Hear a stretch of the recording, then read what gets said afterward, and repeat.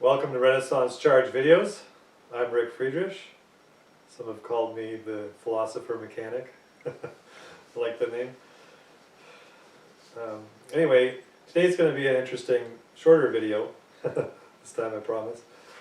And what we're going to look at today is some examples of mental blocks, again, pertaining now to Kirchhoff's law and rules. And so we want to consider how I want to focus on the psychological aspect of this whole study. We often look at things from a purely logical perspective, and we fail to miss how people can be influenced by, for example, the informal fallacies rather than the formal side of things. And so what I want to do is give you an example from 2 lectures, and we'll highlight some points, and we're going to go through to the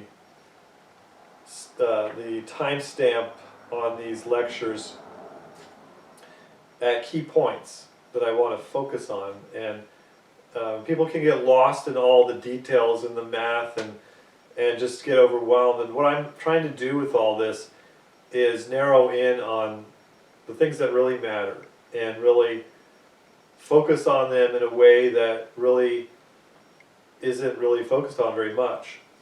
So I want to do that in this video that just came to my attention recently by a friend, and I thought, oh, I've got to do this. Even though I don't really have the time for this, I really felt like it would be a help for a lot of people, because again, it gets kind of into the heart of the matter in several different ways, different angles. So today we want to look at 3 things.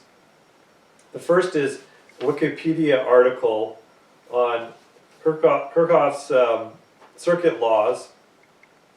The next are 2 lectures by an MIT professor, Walter Lewin, where he demonstrates that Kirchhoff's is for the birds, as he calls it in one of the videos. This is important because people think that these laws are universal and that they mean that energy conservation means that all the parts of a closed loop circuit add up to 0, so that there cannot be any energy gain. And this is something that is basically an oversimplification, which we're going to look at, that it is only true in some particulars, but people have made it universal, and that's clearly an error, and we want to nail this down, once and for all, because again, if you confine yourself to this box and say that only, well, let's give the analogy where everyone can identify. You grow up in a white neighborhood and these kids don't know anybody but white people, and then they think that's all there is, right? So when they see somebody else, they don't know how to react. They have a cognitive dissonance. They don't really understand what to do about it. So in the same way, we're going to find how in this example, professors experience that same concept, because that same idea, the same experience where they can't cope with it. And so, again, this is not coming from me as somebody who has any authority or prestige or anything at all. I'm just passing on, again, to you what I find useful and I think is compelling.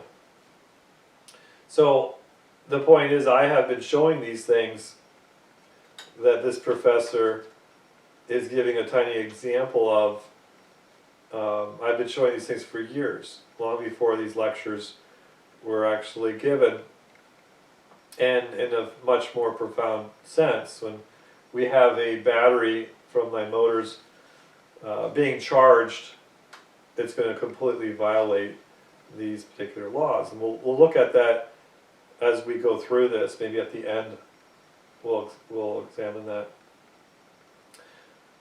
So now let's look at the Wikipedia article.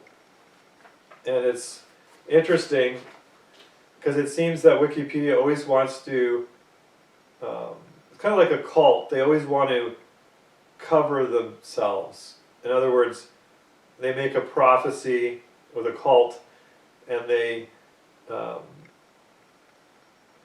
put some little disclaimer in there just so that they cover themselves. But the overall impression is to give you this conclusion, makes you fall into this conclusion. And this is what Wikipedia does by deceit, by presenting something as a universal, but then say, well, there's some limits to it. But really, and then in the end, in that saying well, there really isn't. Or it's not practical, you know. So they cover themselves somewhat ambiguous terminology or what have you. So we have to weigh through these things carefully and really say it like this professor will say it. I mean, he just does it, nails it really good. So let's look at this. So Kirchhoff's circuit laws are two equalities that deal with the current and potential difference, commonly known as voltage, in the lumped element model of electrical circuits. So I'm not going to get into, well, it was first described in 1845 by the German physicist Gustav Kirchhoff. And this generalized the work of Ohm and preceded the work of James Clerk Maxwell. So widely used in electrical engineering, they are also called Kirchhoff's rules or simply Kirchhoff's laws. Both Kirchhoff's laws can be understood, and it goes on and on, whatever. So let's go into the first one, the current law. It's also called the first law, Kirchhoff's first law, or point rule, or junction rule, or nodal rule. So the principle of conservation of electric charge implies that at any node or junction in an electrical circuit, the sum, adding up it all, the sum of the currents flowing in that node is equal to the sum of the currents flowing out of that node. So the node is at various points in the circuit, the nodes, and we have input from a battery right here, for example, and all of these current flows in here are supposed to equal what comes out of this battery, supposedly, if it's really coming out of the battery. So they have to equal 0.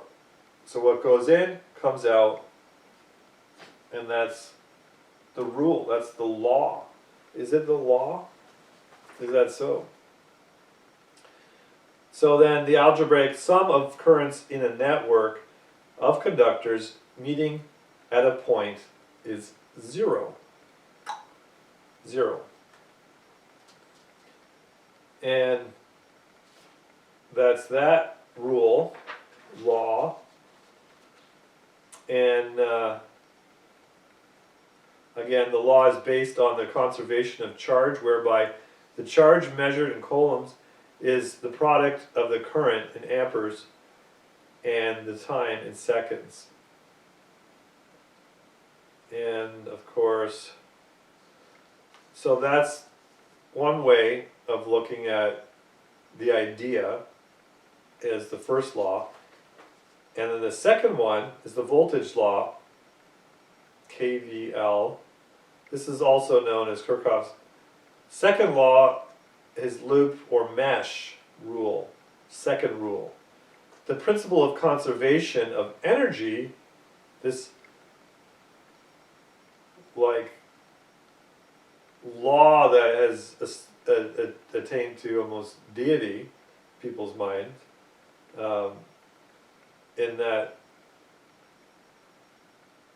everything has to conform to it in actually a narrow view of it. Anyway, it implies that, let me quote, the directed sum of the electrical potential differences, voltages, around any closed network is zero again. And that's what we're going to focus on in this video. Or, more simply, the sum of the EMFs in any closed loop is equivalent to the sum of the potential drops in that loop.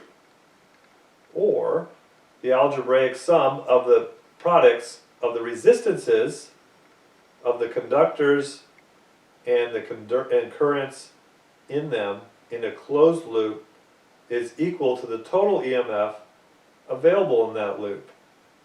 Now notice that it was talking about resistances, and they want to focus on the resistance rather than any inductance and the effects of inductance. And that is what the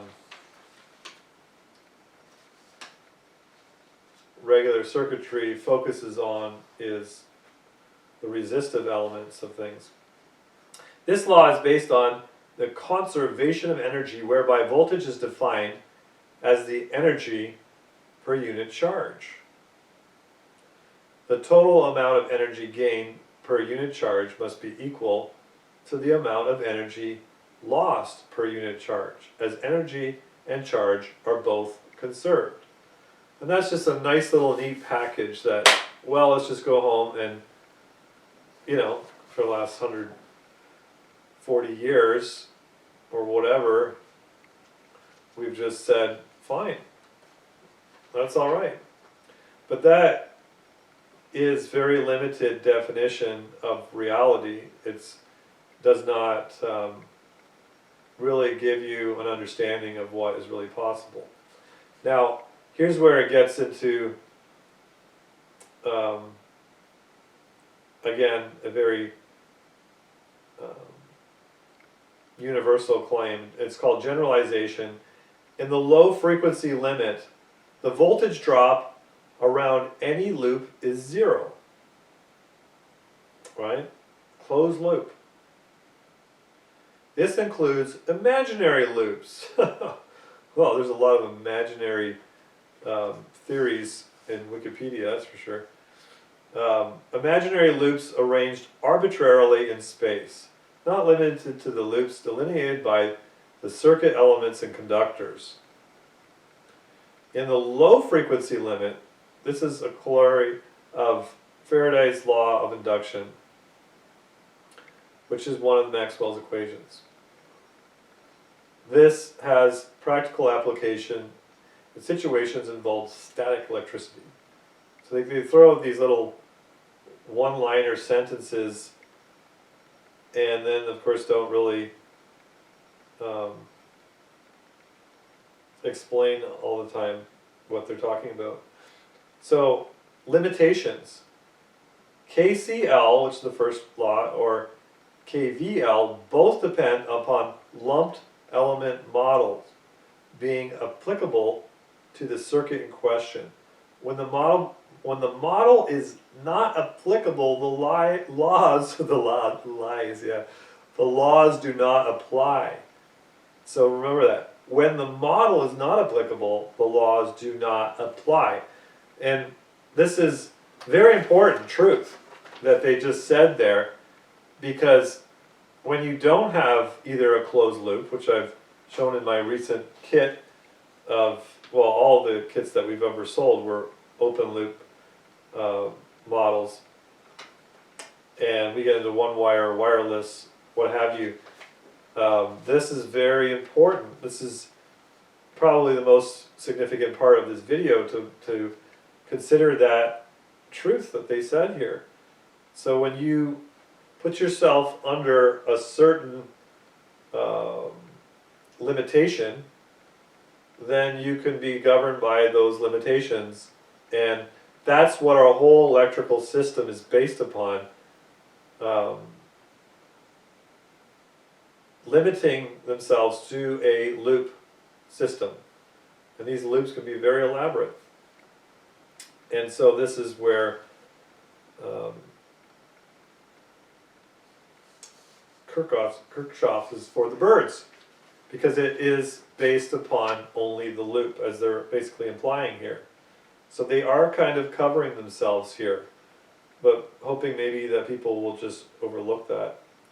So KCl in its usual form is dependent upon the assumption that current flows only in conductors, and that whenever current flows into one end of a conductor, it immediately flows out the other end. This is not a safe assumption for high-frequency AC circuits, where the lumped element model is no longer applicable. So there's another great statement. What's wrong about that is it doesn't at all depend upon a high frequency. I've been doing it for years with low frequency. All my motors are fairly low frequency. We can get into high RPM, but still really low frequency. And we experience this definitely without high frequency. And so they don't understand what they're talking about in this article.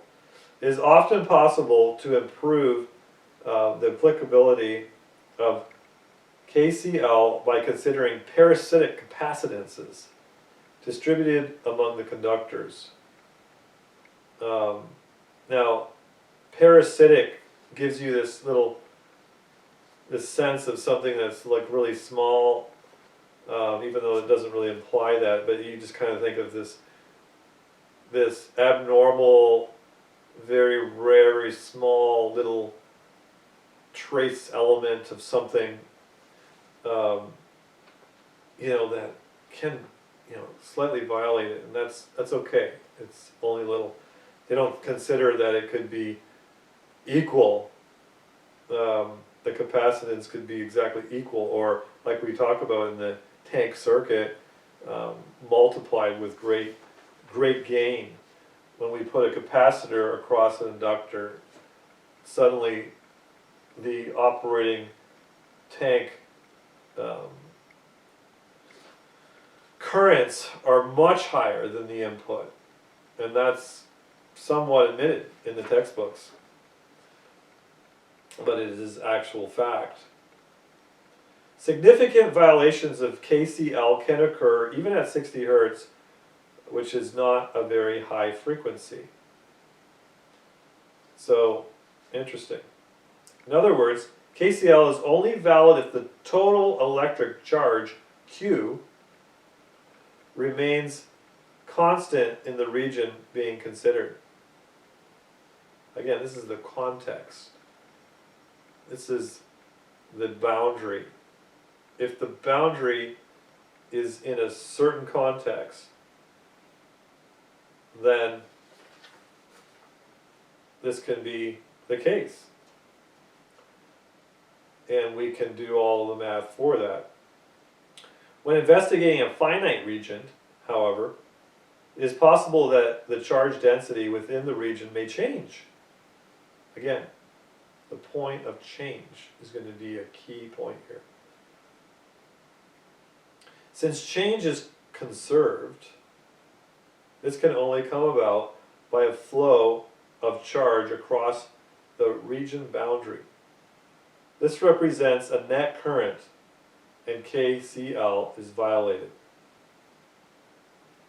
One way of looking at it.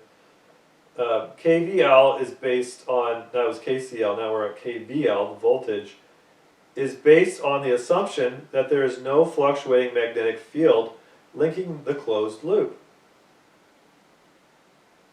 Right? It's assuming there is no changing magnetic field linking the closed loop. It's only once, okay, so when you power inductor, you know, if I was to close this, which I accidentally did, there's initial point that the coil is resisting, so to speak, change. And that violates these laws completely. So these laws only apply once the current is flowing unimpeded, except for the normal resistance across the coil. So when I pull a switch, and also when I disconnect the switch, then there's a change in the magnetic field too. And this is what I've been saying for years. We're going to quote this in the video, that it's not only the collapsing of the coil, but it's the closing of the switch, that the closing and the opening of the switch that are equally giving you the goods.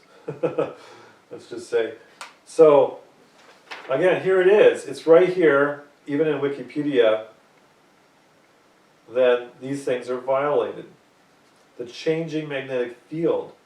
But normally you suppress that, you ignore that in regular circuitry, because people don't think along those lines. They are taught to suppress this. This is their whole education, which makes it completely worthless when you're stuck in that mindset.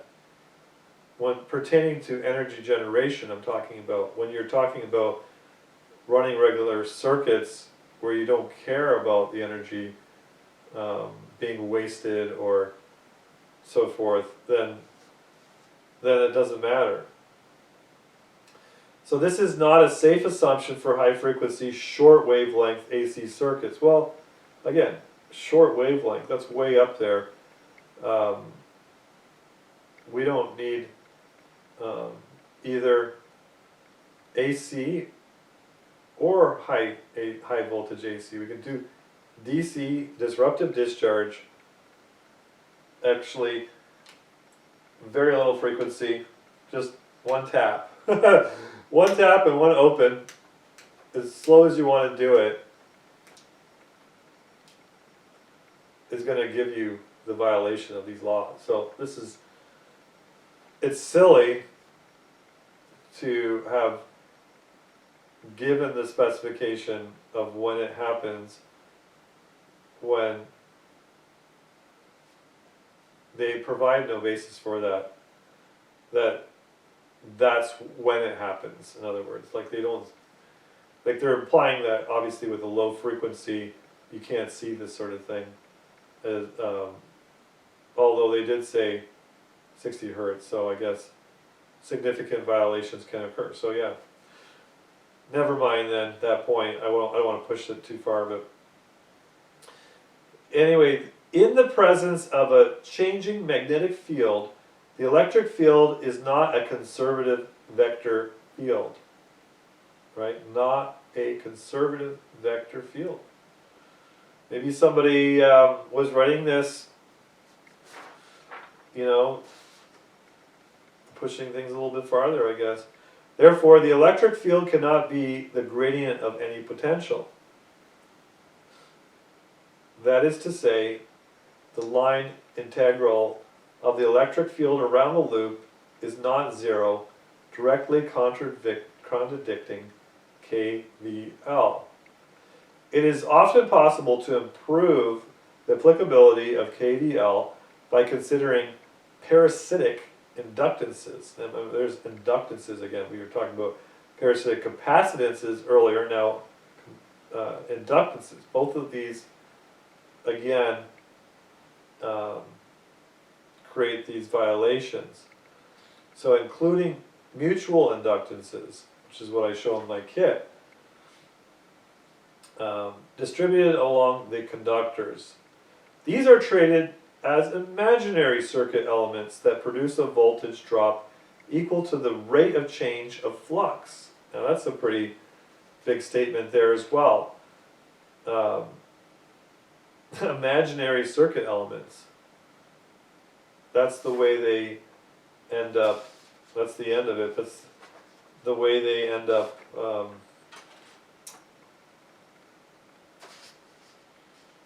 looking at these things, imaginary, not real.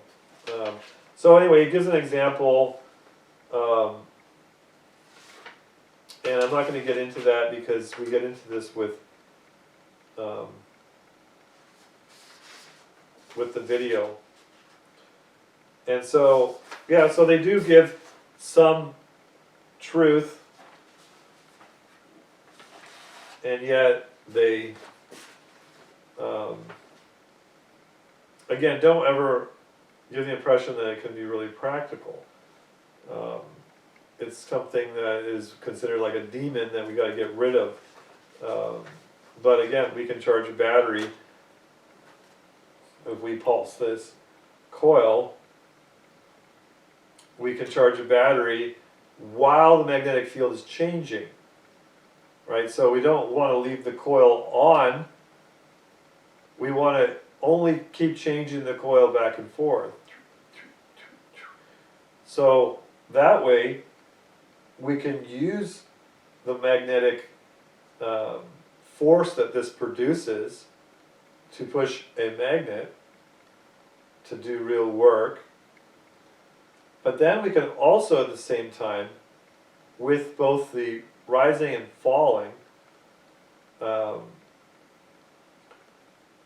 with that point, while it's changing, that's key.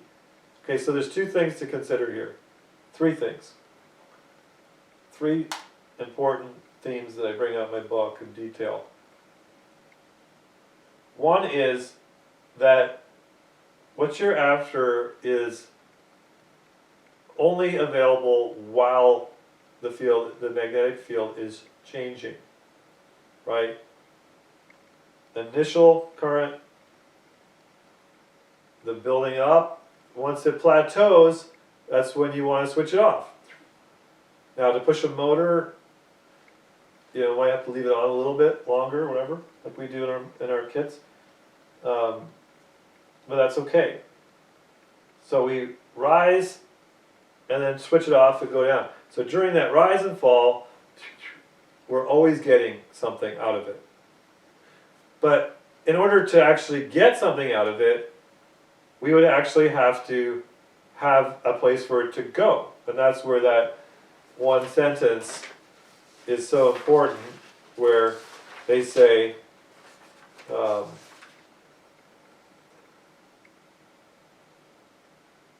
when the model is not applicable, the laws do not apply, which is what I'm getting at is they're talking about a closed loop.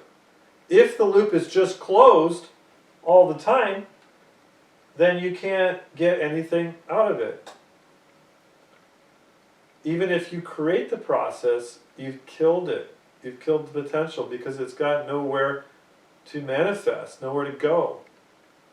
So the second point that you have to have is you've violated this, but you've really not given it an opportunity to do anything, any real work. So when we have a battery gated out, rectified out, not part of that loop, this is what we call a second body, multi-body. It becomes a larger network of two different bodies, two different circuits. They're not, they're loosely connected. So anyway, this is what I get into in chapter 2 of my book. It's a big, big point in so many different ways. So you have to have that in order to benefit with this. Now when you have a tank circuit, you have a capacitor, and that is acting like a second body. It's giving it a place to react, reactants, right? and it's able to then create a circulation of much higher current when you give that. So when we do that with the battery, we charge the battery. And this is what we've been doing for years. Then the third thing is, the third point that's critical, the faster we throw the switch and the faster we open the switch, the greater the output is. And so this is again it's a non-conservative result, non-conservative math, equations, and so forth. So what happens is, as Tesla said, of chief importance is the rate of change. So a disruptive discharge is boom, slam it on, boom. The faster that flows, that switches, that potential gradient. So you have a square wave on, off. So the sharper that on and off, the greater the output will be. If it's more of like a sine wave, then it's not going to be as good. So that's where those three things are of crucial importance here. And now we're going to get into the specifics of the video. Now, like I said, I want to focus on really this video. What I just said is all kind of a summary of what I've said so many times in different ways over the years. But what I want to focus on mostly in this video is the body language of this professor and the things that he blurts out, which are so important and are so much an opposite contrast to the way almost every other professor teaches around the world. I mean, in other countries, they're more freer to speak than in this country. So let's look at MIT professor Walter Lewin's lectures. Starting with the first lecture, we will notice several statements that he makes beyond the whole point of the lecture about non-conservative fields. While I want to stress his main point, it is also important to focus on these side points. His body language is also very telling. I'm not going to go over the entire lecture, which you can watch all the way through, but I'll mention a few points. And again, I'm going to give the links in my page, on the front of this page, and I'm going to try and put in as much of the wording that I'm going to read right now so you can follow along, and then you can go to those points, see his illustrations, and again, I encourage you to listen to the whole video because there's a lot more that I can get into. I can't really write out all the math without doing images and so forth. But get these points. So, point number one, first point, at 34 seconds into it, he says, if you are unhappy, this is not related really, but it is. Listen, if you are very unhappy about your recitation instructors, you are complete idiots if you stay in that recitation. We have 13 recitation instructors, and I can assure you that it will be very easy to find one that agrees with you. Now, I thought about this. I thought, I better mention this because you've got him just coming out, and if he goes on a little bit further in it and basically says some are not good instructors, really.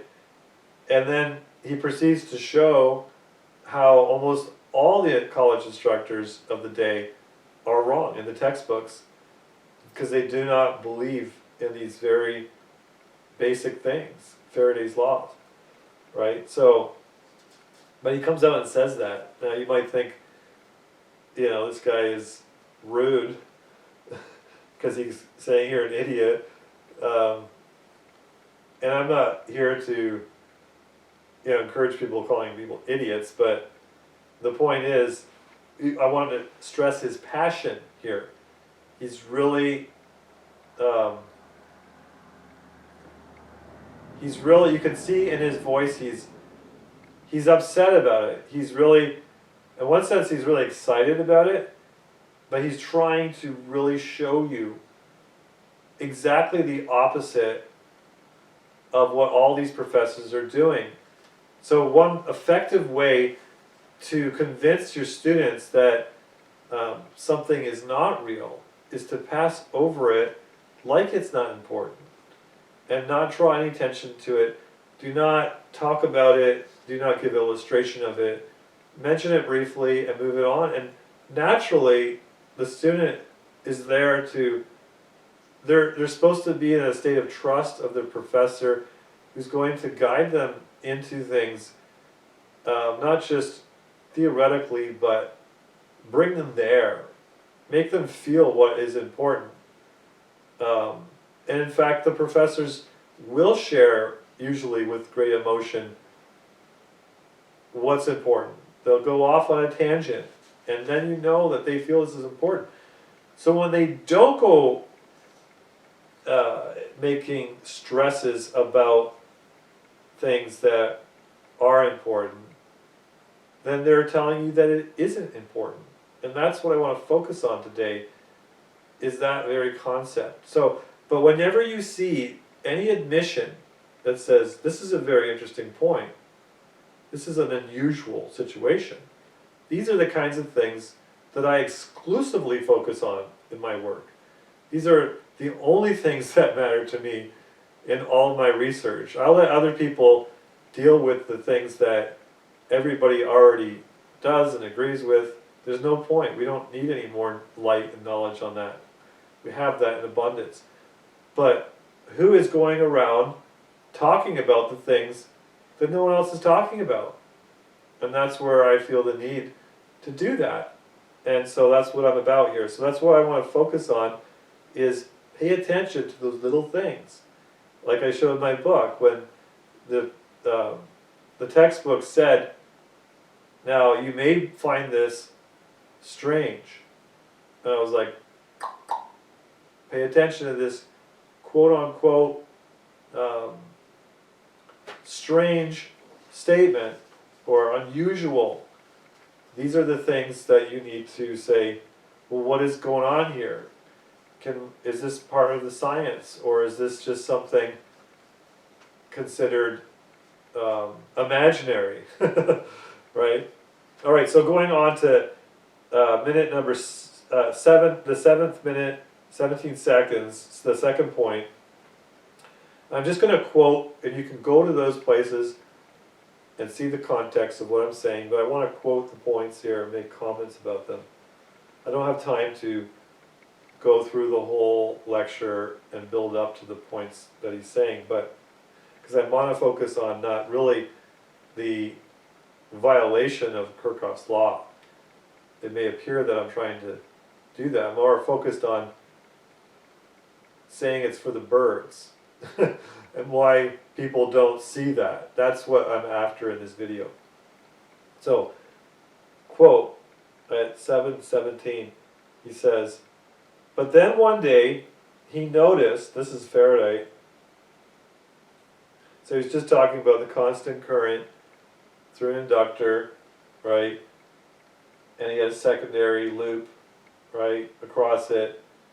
And there was nothing happening in the second loop, nothing. While the current was flowing, nothing.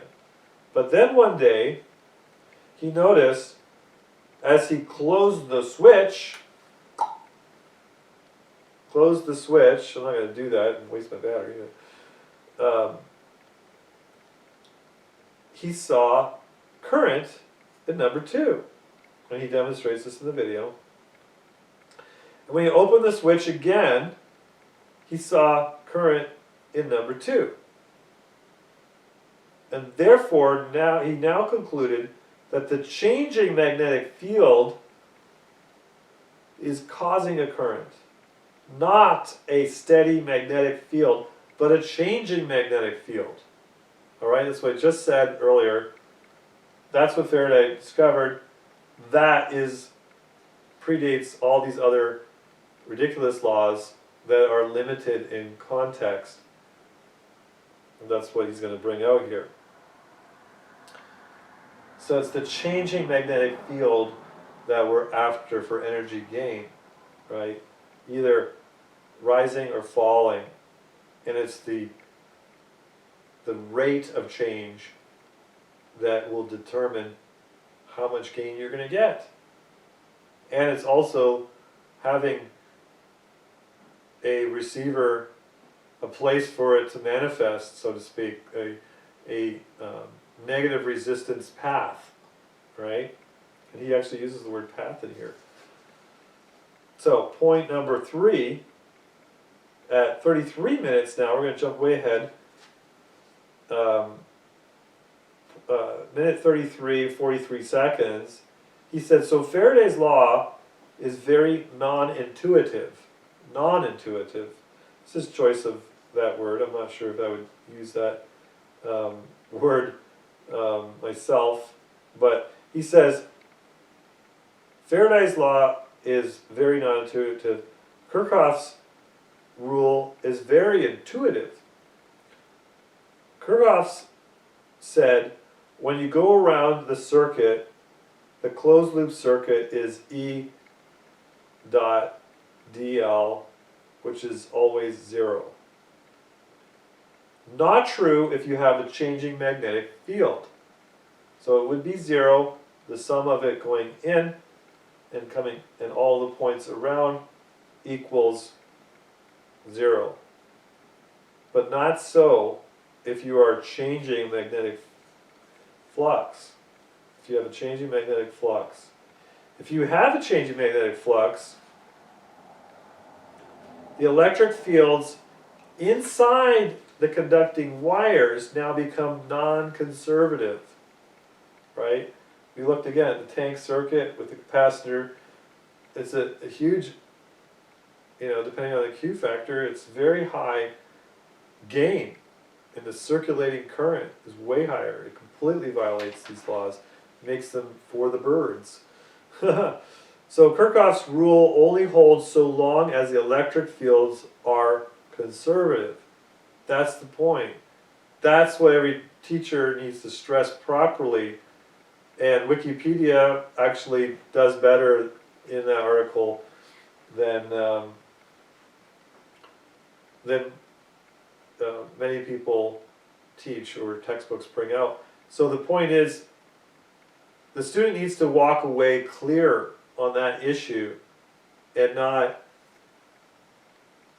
The reason why they don't walk away is because the teachers say they don't know examples of this being used practically. So they kind of think it's imaginary, doesn't matter, it's not important. So they don't stress it, or they don't even think about it. These are all the reasons, the psychological reasons is what I'm talking about. And the point is I've been doing this for years in all these different systems and trying to promote this. And so it has been used all around the world, not just by me, but by many other, even conventional systems do use it, but people don't focus on it. I happen to be in contact all the time with many technical engineers that work in these kinds of fields that see these phenomena, see this non-conservative fields, and many times they have to actually counteract them. They have to suppress the destructive forces, as they would look at, because that's the way all of our technology is geared in. It's just in a loop. So if we have something coming into that loop, it can really mess up what we're trying to do. Like, take for example a program microchip. When you have some kind of field coming into it, it can actually deprogram it. It can cause all sorts of havoc. And the other thing I'm thinking of would be it's not really the same idea, but it's something coming in, like an intruder, which would be these microscopic whisker growth, where you have, because of these changing fields, these pulsing, you have this growth of tin because they don't use the lead anymore, and this grows across and actually shorts out traces, goes from one trace to another, especially as it gets really small, it gets easy to jump those traces. So this would be kind of like a slow kind of experience of the result of the pulse, the disruptive discharge, and it grows over time. And this is kind of what happens inside of our batteries, where there's a growth of surface area, which gives greater capacity because of our battery chargers. And that's how you can understand that. Another whole subject, but it relates. It's something that, again, is usually not desirable when you have yourself set up in a little box that you don't want anything else coming into. And I'm talking about your mind now, your little world that you don't want to consider. It's kind of like assuming that life is only going to happen in this life and then everything else is over, and not considering the bigger picture of eternity. And that's the way most people live in the here and now, existentialist kind of philosophy. Just live for the moment and embrace it while you can, and then take a breath, because once it's over, it's over. But really, that's this very narrow look, and your life is in a deception when you live that way, because this life is actually a moment of probation. And so it's a split second of time compared to all of eternity, and that's where again, the psychological element of this is we have to get out of a narrow context, limited context, and look at the big picture. And we can do that with also personality, where we're considering other people's perspectives, putting ourselves in other people's shoes, rather than being so narrowly focused on our agendas and our theories and ways of seeing things. Let's open up our minds and say, well, when I'm talking to somebody, what can I learn from them? You know, what do they mean by their words? So it's getting out of this box is what I'm trying to say. So this is what this whole video is about. So point number, the fourth point. So at 34 minutes, 52 seconds, he says, now I'm going to blow your mind. When a physics teacher says that, look out, because he could blow up your mind, you never know. Anyway, I'm going to blow your mind. I'm going to make you see something that you won't believe. And so try to follow step by step, leading up to this unbelievable and very non-intuitive result. And he's going to expand upon that, get them all prepared to see this little tiny gain. And it's funny because he's hardly showing anything, but the fact that it violates this law is huge. You know, and I did the same thing with this kit. This wasn't some big, huge, monstrous output in this kit, although it can be, you know, easily 100, or I can make this kit produce really unlimited power if I wanted to. And I won't talk about that too much because that's another story.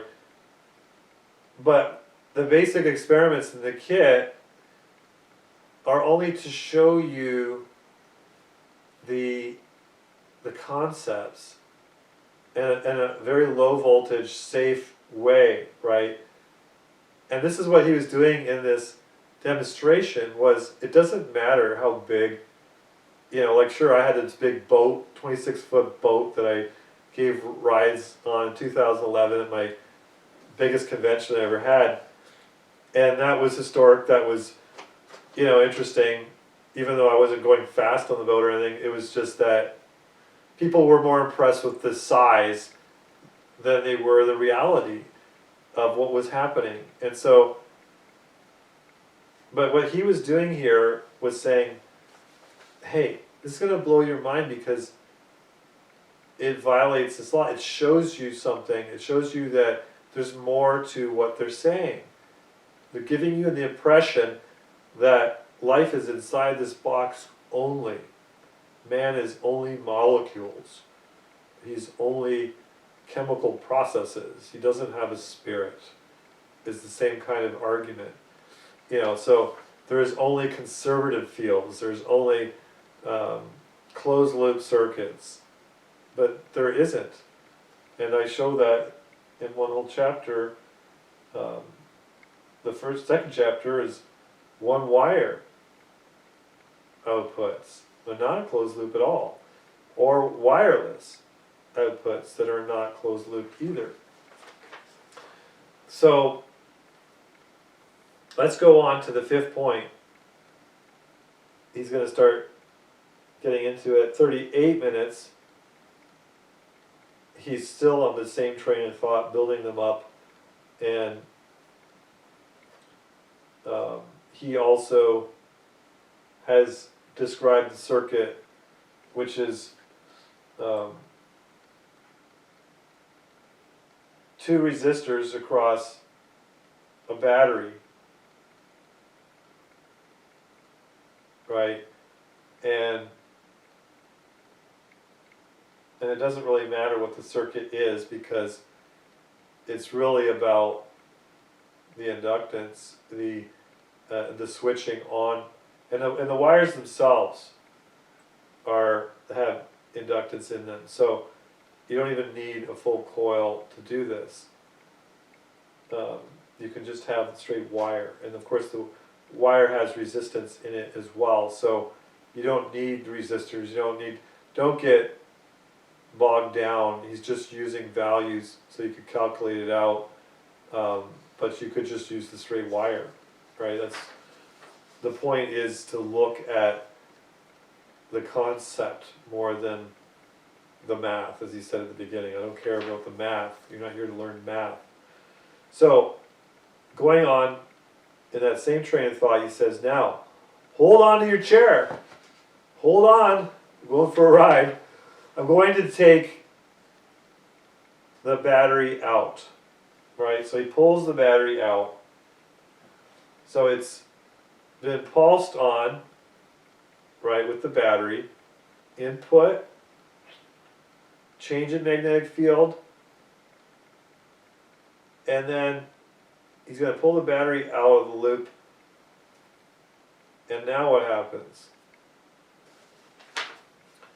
Who needs the battery? Who needs the battery? He's my kind of guy here. I'm going to replace the battery by a solenoid, which you see right here.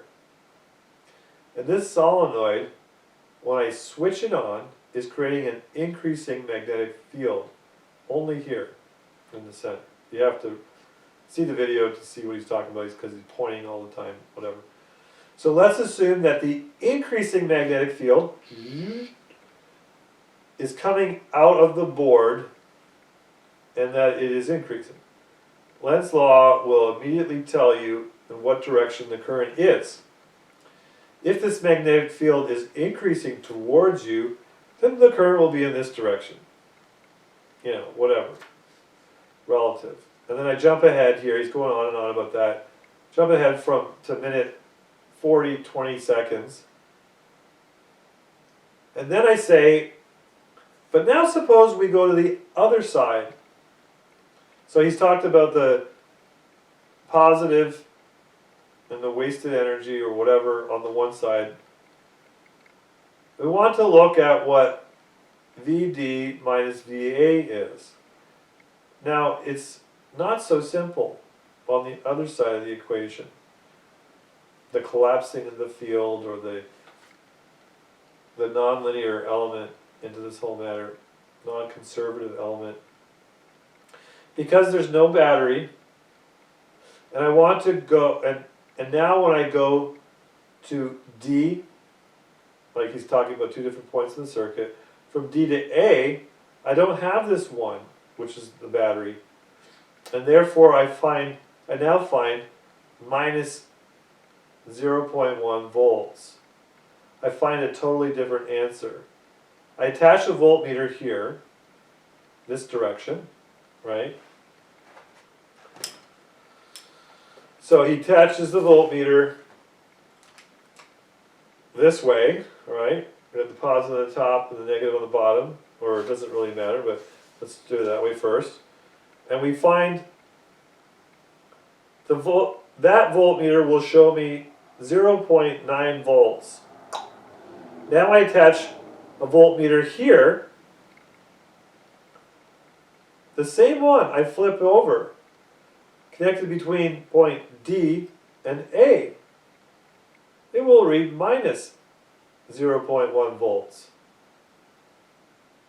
at the same time now, right? Gotta see, not out of phase here, it's at the same time. He shows this in the experiment. The two values are different.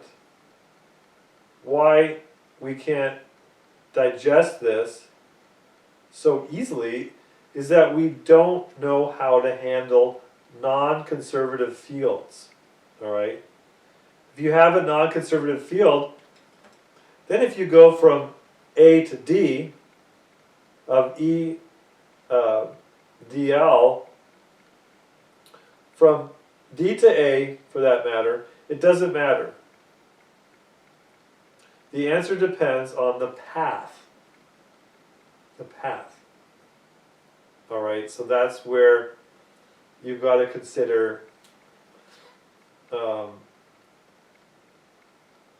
direction of flows and the medium in which is the path.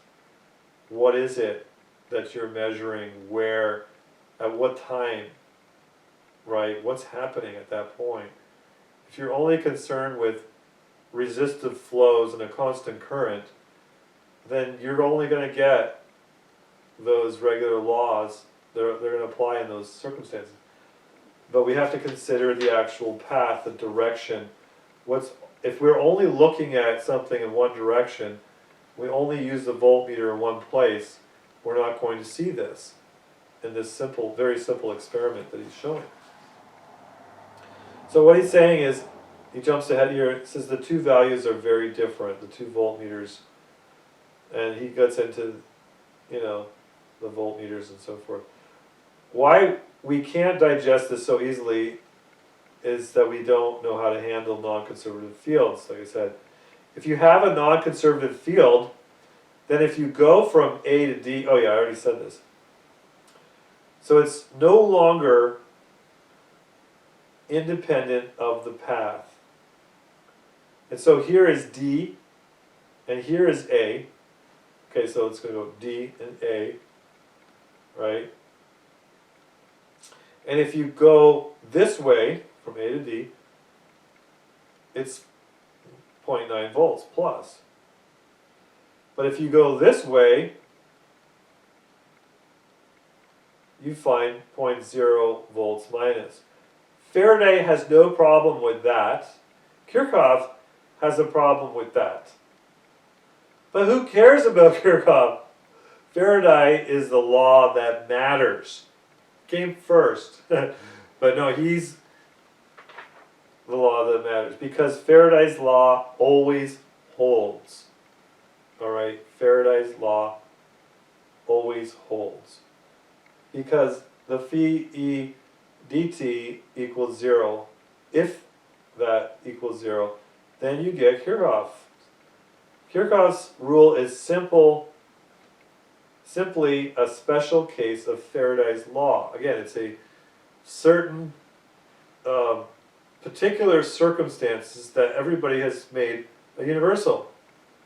This is what we're used to. This is what we've confined ourselves, for the most part, to.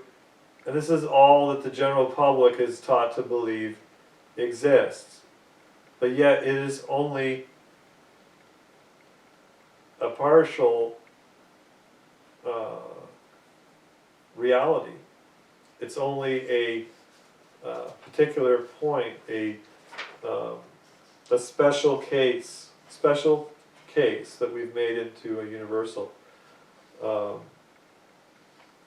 And Faraday's law always holds, as he says. So Kirchhoff is for the birds, and Faraday is not. So that's actually the title of the next video we're going to look at in a minute. So 6th point, jumping ahead to minute 28 seconds. A few years ago, this gets into the whole psychological part that I want to really conclude on here. A few years ago, when I first did this experiment in 26-100, there were several of my colleague professors of both the physics departments and the EE department in my audience. And some did not believe what they saw.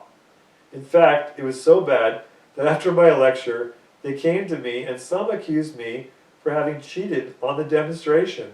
And I've seen this. I've got people that were just angry because how dare you say that my education is false, that I've been misled all these years. You've got to be doing something. Come on. Come on, the Mythbusters busted that myth a long time ago, don't you know? Anyway, they came there and accused him of cheating the demonstration. This tells you something about them, he says.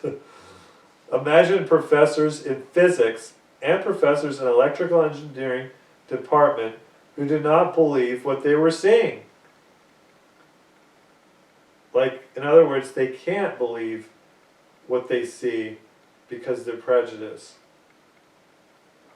And it's amazing this man was able to say all this stuff while employed at MIT, of all schools of disinformation. So,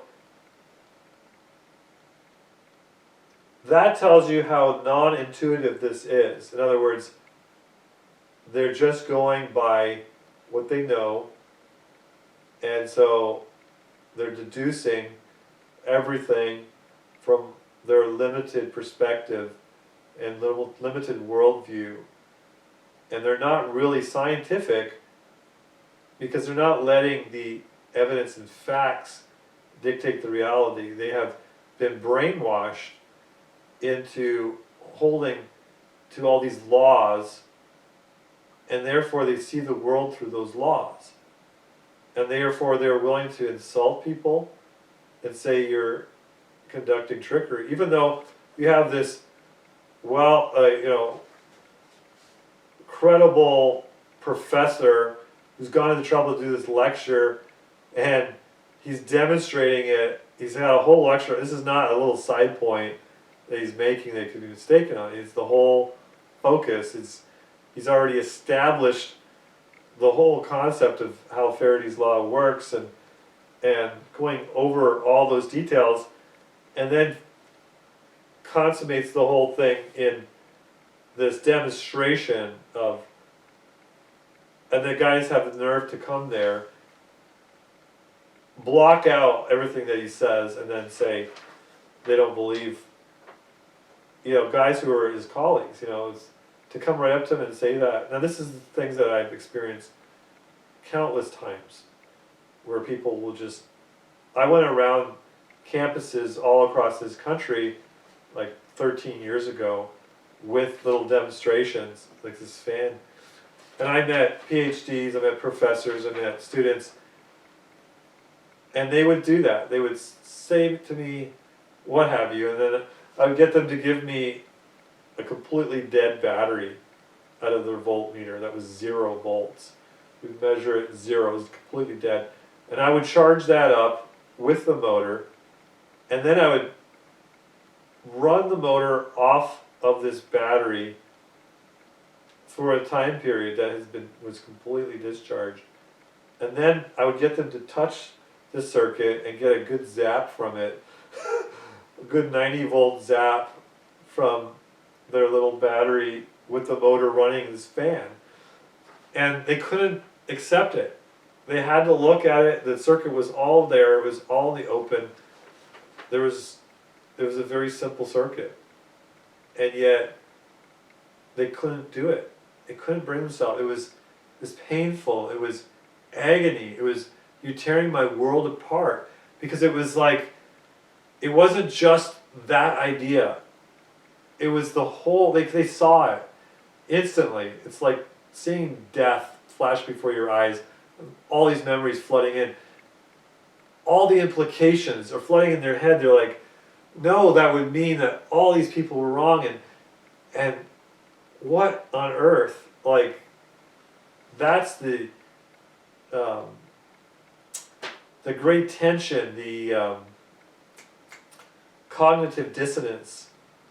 They see it, but they can't accept it because of all the implications. It's a great tension. That's what I want to point out here.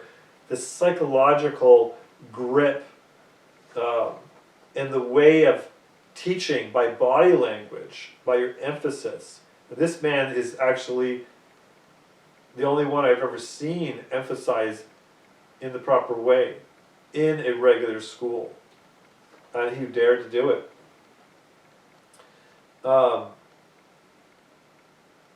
So again, that tells you how non-intuitive this is. He says, the simple fact that we have one voltmeter connected to point D and A and another voltmeter connected to the same points, but reversed, they were unwilling to accept that the two voltmeters read a totally different value.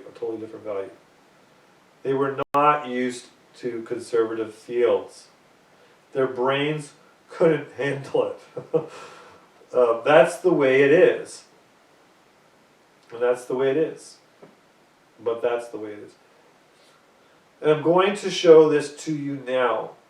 You're going to see there. And when you see this demonstration, it will probably be the only time in your life that you will see this. That's pretty... consider him saying that. And that's what I want to say. Look at that point. Forget the point at large. Forget the demonstration. Hear what he said. Why would he say something, this is the only time? What does that say? I'm telling you something that's so important, and yet this is probably going to be the only time in your life you're going to see this. I mean, think about the implications of that. The universal neglect of this truth. It's a very simple thing to demonstrate. And this is going to be the only time in their lives that they're going to see this. Now, a demonstration that's clearly making this claim, making it obvious, hopefully he's wrong, and some of you are watching this video and my channel, because I demonstrate these things all the time. But notice, again, that statement, only time in your life. And he goes on, and I want you to remember this. You're going to see something that is very strange, and I want you to tell your grandchildren about it, that you have actually seen it with your own eyes. And I've been privileged to talk to thousands of people all around the world and meet with them here and there who have told me of their various, especially engineers, telling me of their various experiences of seeing all this strange phenomena, and which normally they're trying to suppress, as I said.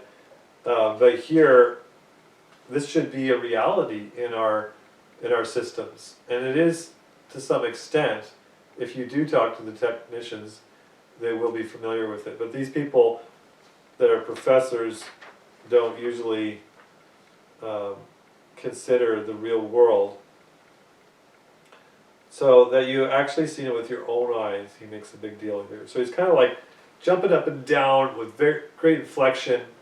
And I encourage you to watch the video.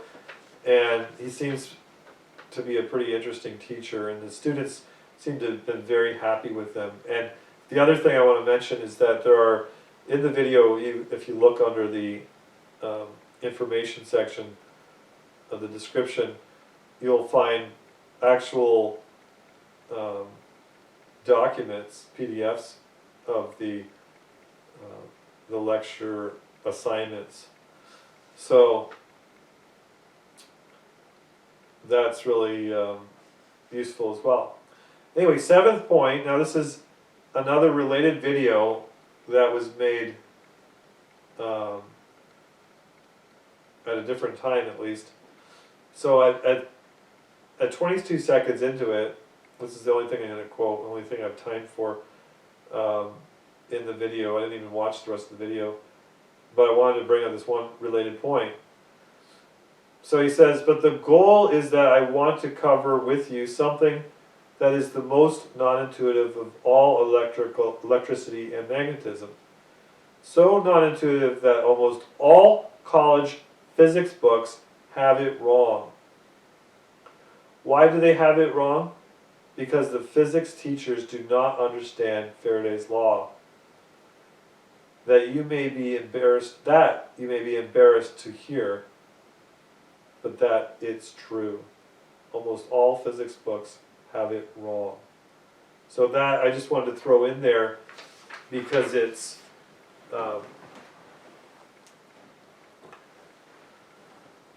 saying the same thing in another video, and he's got it a little bit more specified, the point in this other video. It's a shorter video, and that's another huge. Here's an MIT professor in MIT teaching this, calling out his own colleagues, presumably in that school, and, well, not even presumably, he basically says that, and then he's going on to say all these, most college textbooks, most, not all of them. Like I was quoting in my book, one that, brought some of these points out, just barely, but enough to actually say it. And this is really important. What I'm interested in is having these authorities quoted who get down to earth, demonstrate it. No one really can contradict them. It's not based upon what I say. I'm just a hobbyist passing on information and trying to draw your attention to the things that matter and not go off into all these ramblings. They may seem long, but they're not ramblings. They are definitely very well calculated, even though it's not always scripted, my videos. So we can consider again the motor systems that we have in this new resonance kit that we're doing. Again, the bottom line is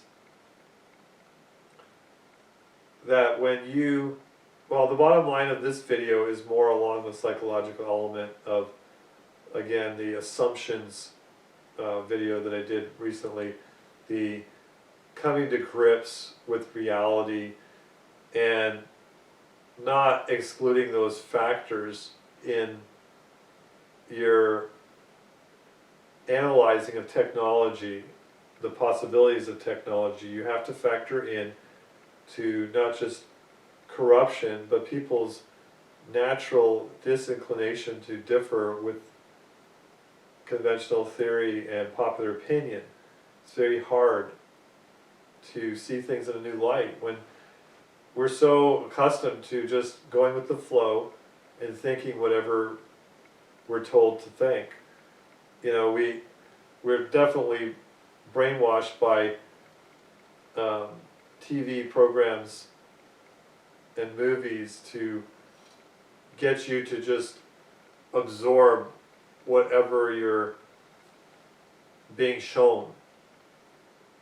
And so in the school systems they do this too. They teach you just to passively receive, and we're the experts, we're the professionals, we're telling you, and you just need to sign on the dotted line. Let us do the work, you do your part, we'll do our part, and that's how it works. We're not to be independently minded. This is a great evil today. This is the idea of thinking for yourself and being a true scientist where you're really looking at things with fresh eyes is not desired unless it benefits somebody financially. They don't want that. So that's not the way life is. That's not the way God made us. He made us so that we can live a life of faith, right? So a life of faith is not organizing your life so everything's taken care of and nothing can ever challenge it. It's about living from moment to moment by faith, come what may, and letting the grace of God flow through you to respond to whatever comes its way. And in the same way, electrodynamics and this phenomena is a lot more involved. It's not so simplistic as people want to make it out to be. And it's like this math that has been constructed has built up these laws and walls and this whole labyrinth of a system that is so big and impressive that when you go and show them another room, it's too much. It's like, well, no, we've got so much already over here, and I can't, I spent years in school dealing with this room. I can't go over here. Like, I'm not going there. You've all met people that do that. I just can't go there. I got involved in this kind of controversies and things with theological matters. When I was a young man, early Christian, I went to my pastor that I'd grown up going to that church, and I presented to him some, teachings from the Bible, and he was just like, I studied back in school. I studied, and I'm not willing to go there again. In other words, I'm not willing to rethink things through. We did that, boom. So naturally, if that's going to be the mentality of people that they did their studies and their thinking back in school, then naturally one way to really succeed in brainwashing people in that way is get them to study so quickly they don't really have time to think during those years. That they just get into a form of writing out the answers that they're told to write, and then you pass the test. And so people suppose, when they think about their education, that they were actually thinking when they weren't. They were just memorizing. And so this is what happens. People they're not trained to think different possibilities. They're not trained to really examine their own presuppositions. So naturally, it's very painful to start doing that. It's like somebody who's never exercised suddenly trying to jog, and the next day just feel how painful their muscles are, right? We've all experienced that if we haven't continuously exercised. And so if you don't exercise your mind in that way. So anyway, that's the psychological aspect of this video that I wanted to talk about. And then from the electrical side, again, recapping, we have the idea of a closed loop, right? So let's just say we closed this loop and then had a primary coil here. Again, it has to be a pulse in order for something to happen in this receiver coil, if you will, secondary. But as so long as it's closed, it's only going to do something when it's pulsed. But while it's pulsing, there's an opportunity, if you have a means, to somehow open this loop up, for example, you can do something with it extra. But all the math, like I say, all the laws that people care about, unless again they're trying to suppress this, then they do the math on how to so easily suppress this pulse, this extra energy, destructive force, non-conservative field. What they want to do is focus on when it stabilizes, when it's a constant current. So if the battery's across it, then all the math and the laws apply. I'm not going to connect it, but okay, there's my ammeter, it's showing that. But what happens when I pulse it? Like I said, there's this big spike. Oh, that's all it is, it's a spike. It's an imaginary benefit. But is it? What if I completely operate on a spike, the disruptive discharge? If there's this gain on the output, if I actually have a second body, as I call it, output here, while the magnetic field is increasing, and then when I disconnect it, it's decreasing, and I'm getting another second response there. You know, that's where we need to focus. And so that's where everybody is all about the collapsing of the field. Well, why didn't they focus on, again, my point is, it's both the switch closure and the open switch. And obviously multiplying that will multiply the energy out. And then, again, the rate of change, the rate of the switch on and off, these are the important elements. So I hope that this is very instructive. I think that this video should be considered very constructive. It's giving you an authority who is not just giving lip service to it, he's really emphasizing it with his whole body. He's telling you like it is. He's telling you the scope of the literally deception or delusion or just great mistake of the majority of textbooks and professors out there. And this is very interesting video, the two videos, and it's really incredible that in our supposed enlightened age day that we haven't nailed this thing down. You know, you have to ask yourself why. You know, and those are the big questions. And so, anyway, I'm just doing my part to try and draw your attention to that, nail the issue down, and you know, there's a whole bunch of issues that are related to this.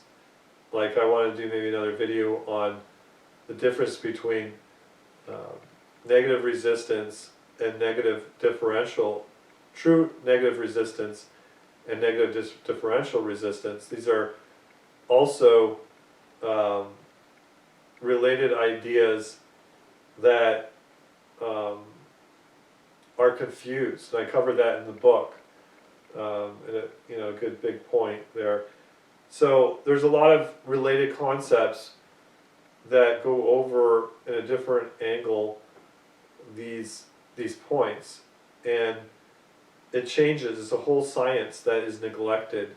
It's the other side of the equation, the negative side.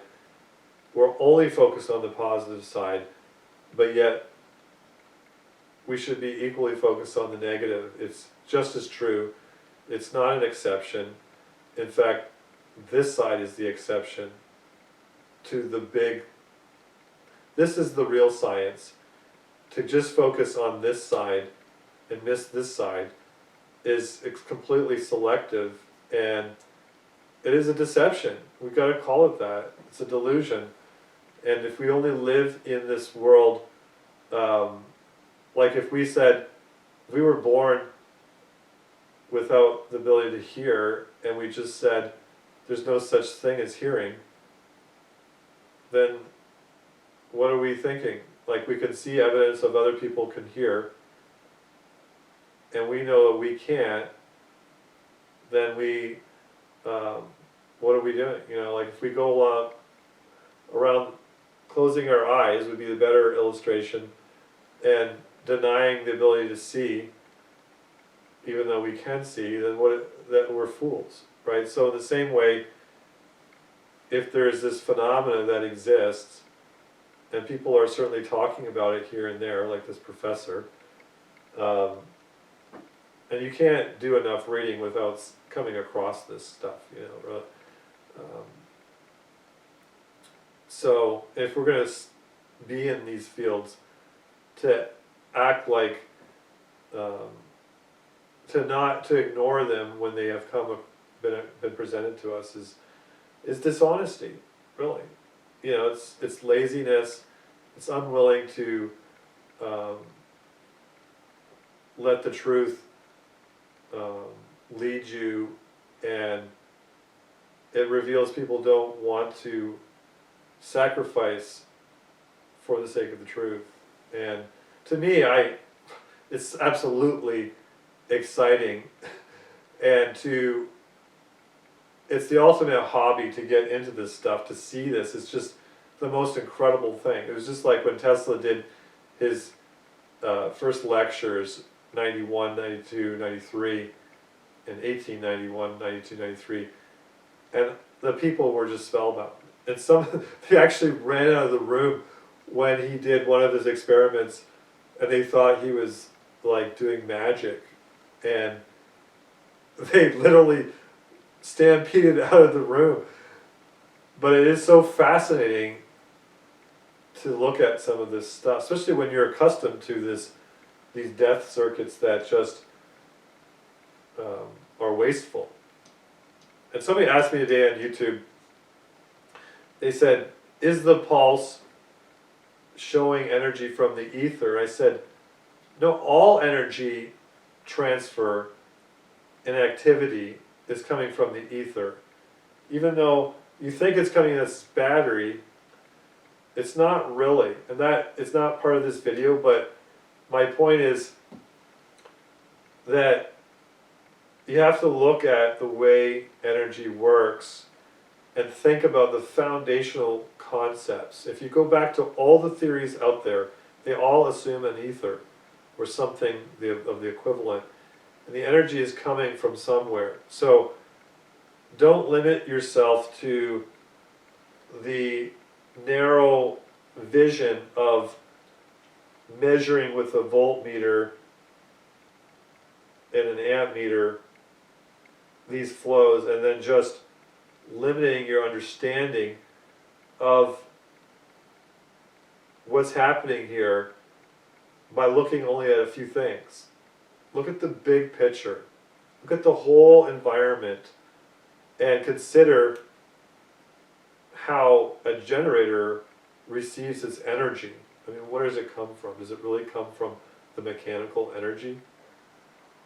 Where is it really coming from? And the whole idea of the laws of conservation of energy are based upon the context. And if you so narrowly define a context, now I was saying to a professional yesterday he was a professional in a different field, but he understood physics.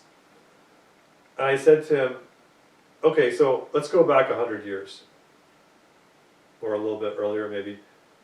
And I said to you, hey, I found a way we can get energy from the sun, and I can actually charge a battery from these, whatever the sun is giving off, and it's not converting heat into electric.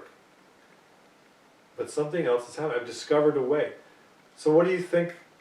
I said to him, I said, well, what would you think of that back then? you'd be like, well, I don't see anybody else doing it, I'm not used to that, so I don't know if I really believe that. And that's exactly the same thing here. When we're looking at these ideas, we're coming from a reference point of what we're used to, what we're comfortable with, and we're assuming that the authorities have not only discovered all that can be discovered in these respects, they're matured in it, or that they're honest in it. And the fact is, there's been many times where the public has been misled or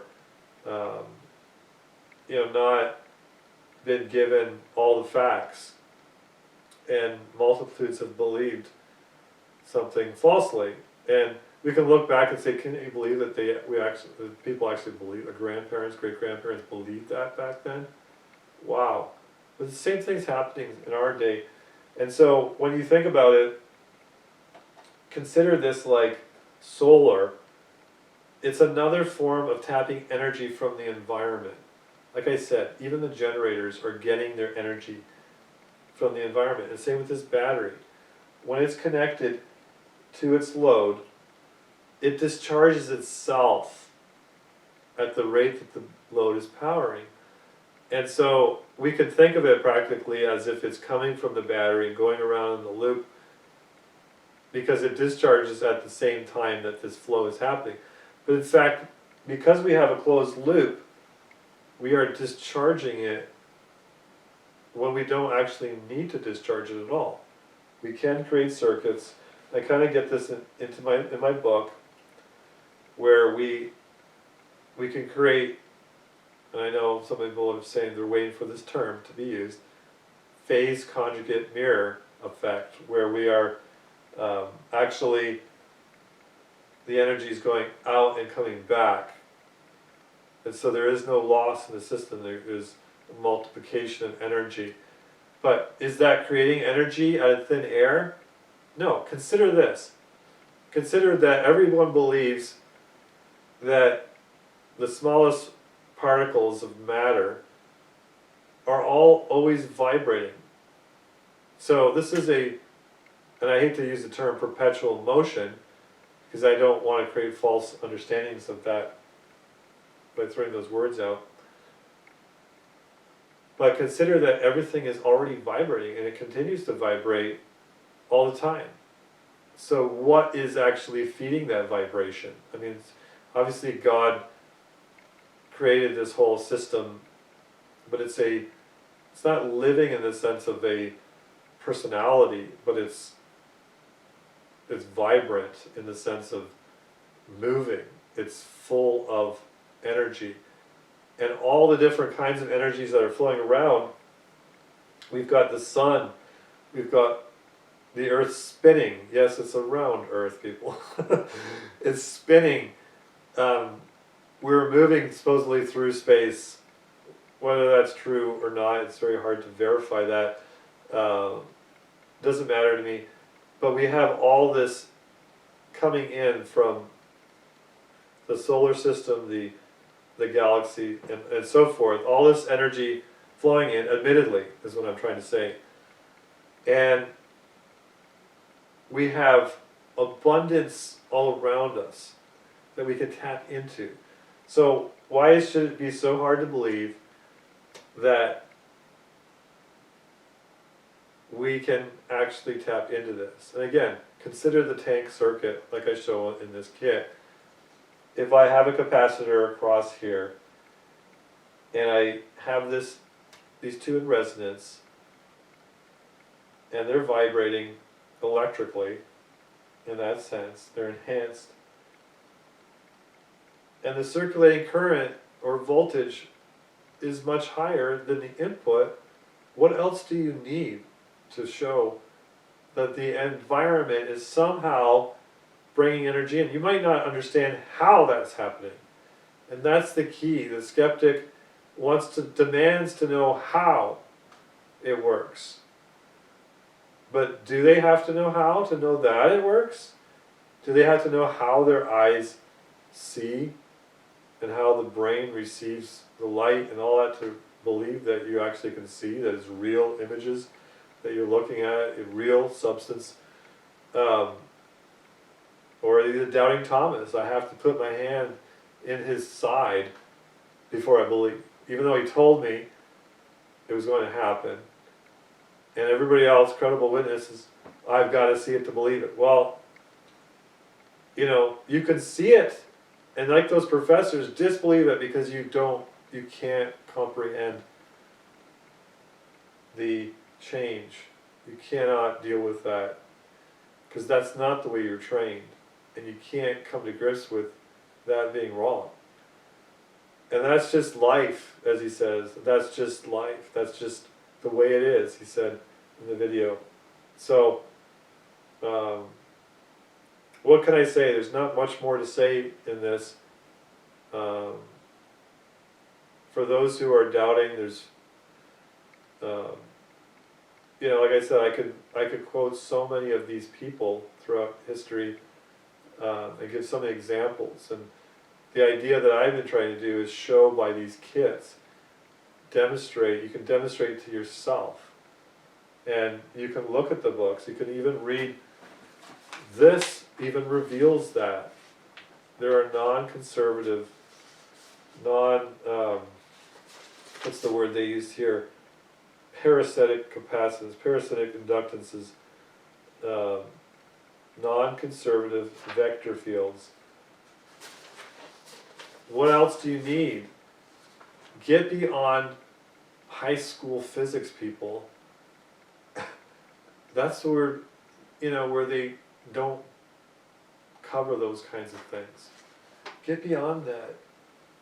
You know, unfortunately, graduate level physics is like grade 7 physics, I guess.